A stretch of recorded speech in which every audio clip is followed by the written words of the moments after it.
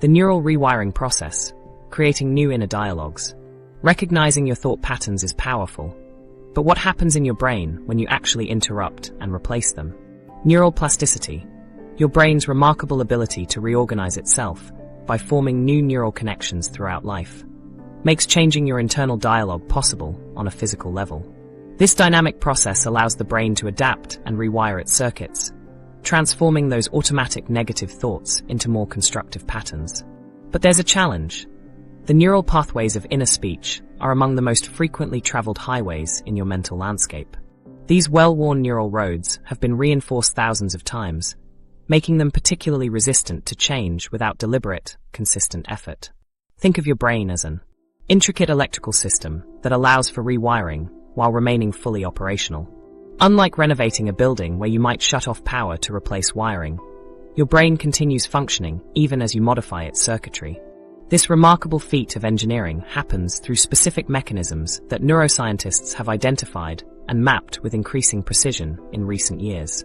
The process of rewiring your inner dialogue operates on three fundamental principles. 1.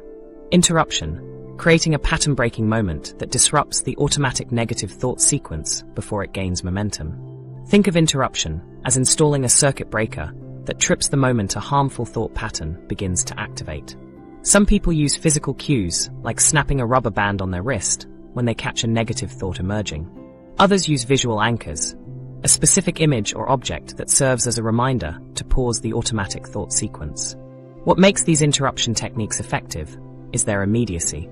The goal is to catch the thought at inception, before it triggers the cascade of neurochemical responses that reinforce the pathway.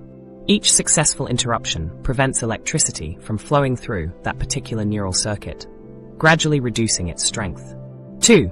Substitution, immediately replacing the interrupted pattern with a pre-planned alternative phrase that activates entirely different neural pathways.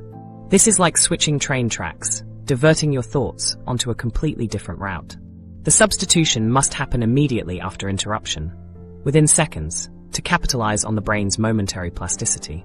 For example, if your automatic inner dialogue includes, "I always mess up important presentations," you might substitute it with, "I'm continuing to develop my presentation skills with each opportunity." Effective substitutions aren't unrealistically positive. They're measured, specific, and actionable phrases that your brain can accept as plausible alternatives. Each substitution activates a different set of neurons, creating new connections that become stronger with repetition. 3. Repetition, consistently practicing the new inner dialogue until it becomes your default neural pathway.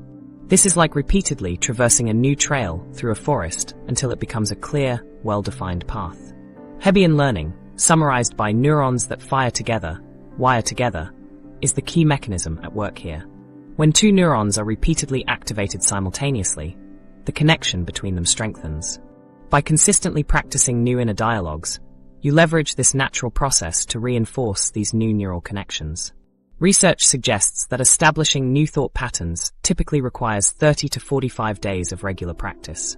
During this period, your brain is literally reconstructing its physical architecture, forming stronger connections along the new pathways while allowing the old ones to weaken through disuse. This timeline explains why one-time interventions rarely create lasting change. Transformation requires consistent reinforcement until the new patterns become self-sustaining. Sarah's experience illustrates this process in action. Working with her cognitive specialist, she identified her 5 most common critical thoughts and created specific replacement phrases for each one. When her inner voice defaulted to, "They're going to see I don't know what I'm talking about," she would interrupt this thought and immediately substitute it with, "I have valuable insights to contribute to this conversation." The key to her success was practicing them religiously, setting reminders on her phone to review them before meetings and situations that typically triggered her inner critic. In the early stages, Sarah reported feeling like she was constantly catching and redirecting her thoughts, a mentally exhausting process. But gradually, over several weeks, the new responses began requiring less conscious effort. By the 6-week mark, she noticed that her replacement phrases were starting to activate automatically in situations that previously triggered harsh self-criticism. Through consistent application of interruption, substitution, and repetition, Sarah had successfully rewired her inner dialogue.